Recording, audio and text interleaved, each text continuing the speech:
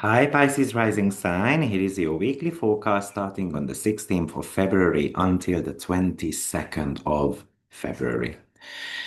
Well, the most active part of your chart is the first house. We've got a lot of planets there now, and a lot of them are making connections to other planets as well. First up is Mercury in a trine to Jupiter. Now, this is a super nice aspect. Yes, Mercury is in fall and detriment, but it's ruled by Jupiter. Jupiter is exalted, so it elevates that Mercury quite a lot, but it can give you a lot of personal glow. You can change your look, something that is reflecting your spiritual growth, your internal spiritual changes, the internal spiritual evolution. This could be sitting out on your face. And because Mercury rules your seventh house, this can really give you good indications on going on a date, for example. People can be naturally drawn to you. You know, the vibe that you are giving to people is potentially understanding, kind, generous. You don't have to chase, you actually attract this time around. So go on dating websites, make a video, and so forth.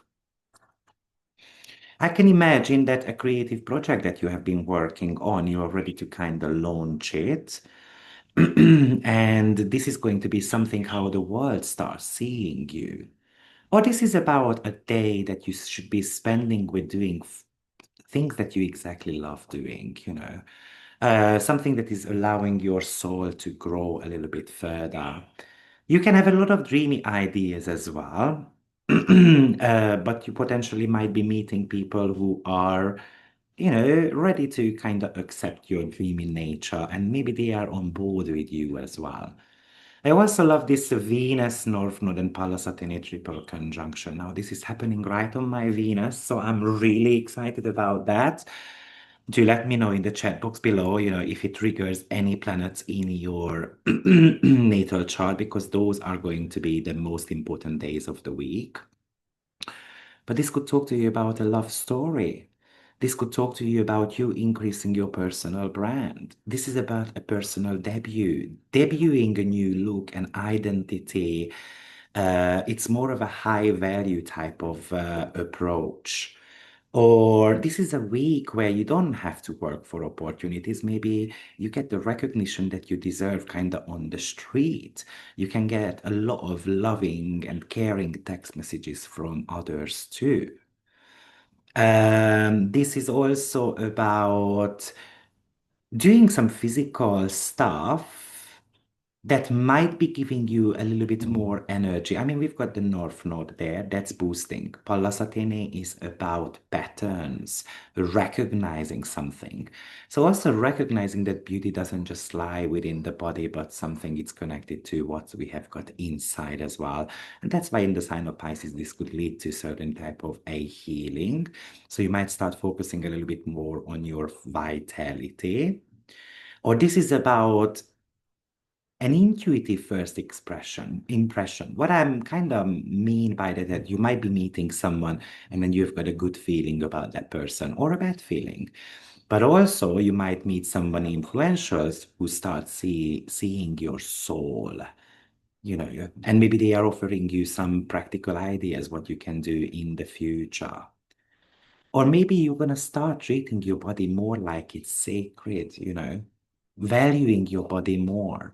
So this is a day when I would be looking into the mirror and I would appreciate things that I like about myself. We've got one of the best aspects, not only of the week, but of the year as well. And I would like to invite you to kind of try to manifest something with that. This is the Venus and Jupiter trine. And it just indicates that you are the center of universe. You are receiving special gifts, compliments.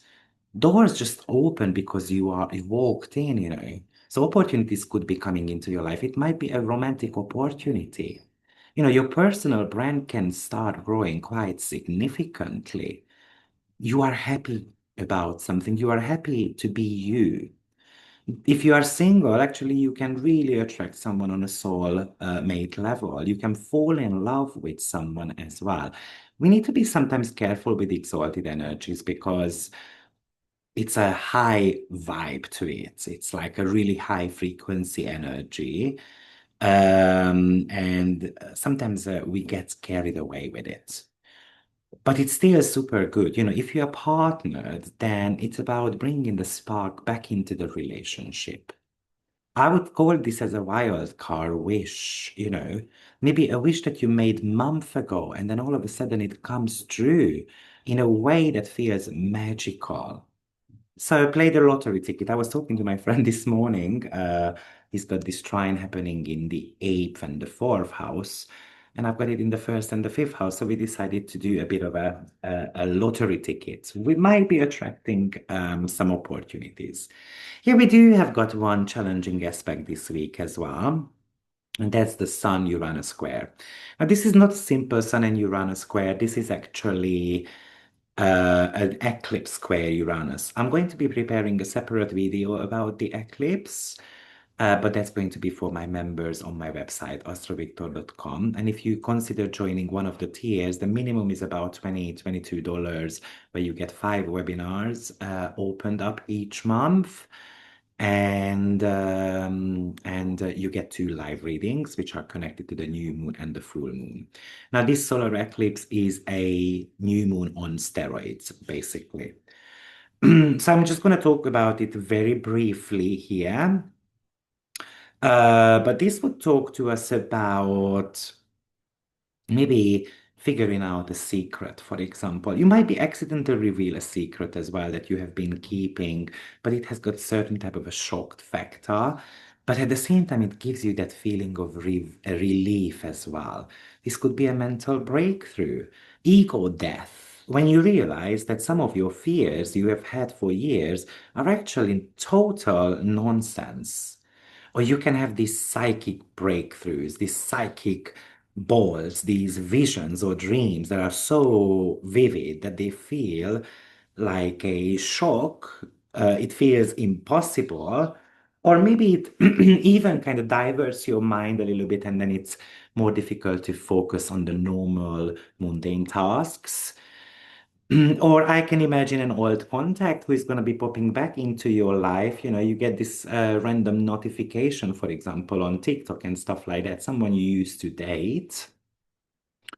Or maybe you have to be dealing with some old mental patterns, and then now you can see certain type of breakthroughs. But your subconscious could be screaming as well. You know, it's kind of like when your body says yes to something, but your intuition says no. Let's say to a social plan, and then you decide that I'm going to cancel a social plan at the very last minute. We're going to have Urania entering the second house. Straight away, it makes a conjunction to Saturn and Neptune. Now, I'm going to make a separate video about Saturn and Neptune because there's a lot to talk about it. It's going to be available, don't worry, on YouTube free of charge. But therefore, Urania's entry into the second house is actually super important because it's going to be a very tight conjunction between those three. And this is about understanding the math behind money, creating a strategic plan to grow your assets. This is about you deciding to only sell your time for things, or deciding to do a type of work that is aligning with your cosmic laws. Or maybe you're going to be buying a piece of equipment like a telescope, a software, a professional gear, just to be able to boost your finances at one point. Maybe you realize that you have got dreams, but they need a bit of a budgeting. So we're going to finally sit down and then write down the numbers and then do the mathematical calculations there. Or you're going to be investing into something tangible, something that feels spiritually significant in your life, as well as financially makes you feel more secure. So land, gold, art, and so on. Now, the sun is going to enter your first house. And on one hand, this is going to be about self-care. This is spotlighting your body, especially because the sun rules your sixth house, which is your vitality, something to do with your health. So taking care of the self a little bit more, and maybe you decided a month ago to lose weight, but maybe you didn't have much of a strength yet. I mean, the Pisces is not gonna boost you that much, but at least that sun becomes angular, so things can work out a lot better. This is about a personal awakening. This is feeling less tired, actually, and then you feel more seen, more understood, even more inspired to go after certain type of creative projects as well. Or maybe you decide that I have to be shedding the old version of myself, like the snake does it with the skin. And I'm going to be stepping into more of a dreamy persona, but authenticity as well with the first house. Or maybe you walk into this room of people and then everyone is kind of picking up on your vibe and then you notice it. So you realize how important the vibe that I'm trying to portray to others.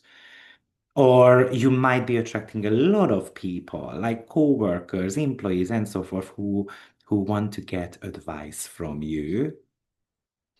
This is also about you stepping into your leadership role. So it's kind of like I don't want to be in the passenger seat. I want to be sitting behind the wheels myself. So taking the lead.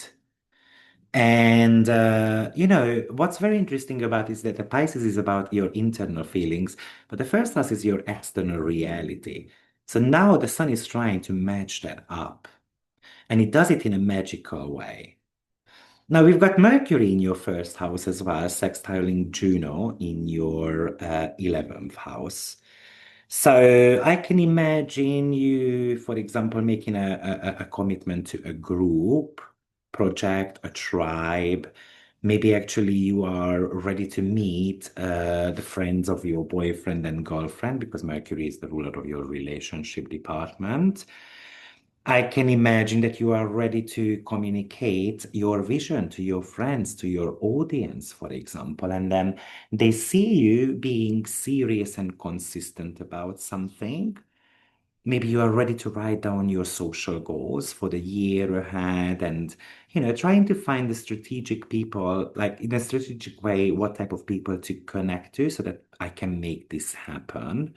Or maybe you decide to go public with a part of your identity, something that might have been hidden before.